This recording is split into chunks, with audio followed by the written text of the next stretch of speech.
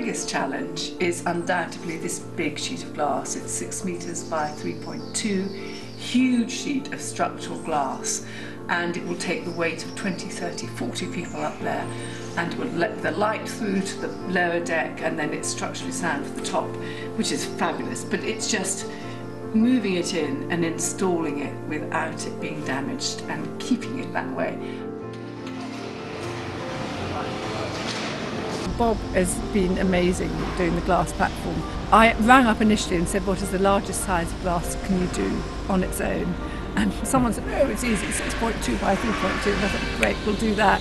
It's fantastic when you see it up like that. It does look amazing and it's worth going for. I think it is quite cutting edge. I don't think anyone's quite done this before. And when you do anything no one's done before, you encounter problems that you hadn't envisaged. They've designed a foundation because it's so difficult to pour a load of concrete, because we then would have to wait for it to cure and lift it all. So Bob's designed a structure so we can just put a metal framework down to take the loading that we can remove afterwards, and it makes it much quicker. The real thing was to get a floor to span without any beams, which means that we have to use several layers of glass so it's stiff enough to do the work on its own, just spanning between the columns.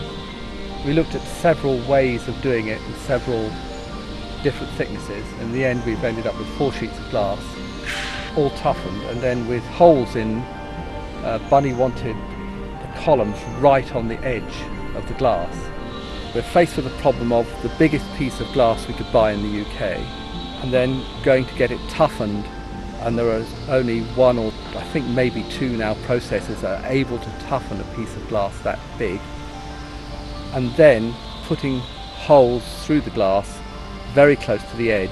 We have had one successful piece of glass through and a couple have cracked, but we're confident that we will get 4 pieces of glass through without any problem.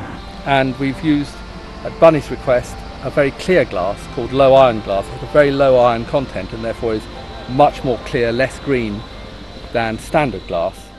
They were telling me they installed a huge sheet of glass for Damien Hirst's new gallery just before the opening day. A workman 2 floors up dropped a screwdriver onto it, and because it was point loaded and coming down that distance, the thing smashed, so they had to quickly take it out and put in a new one.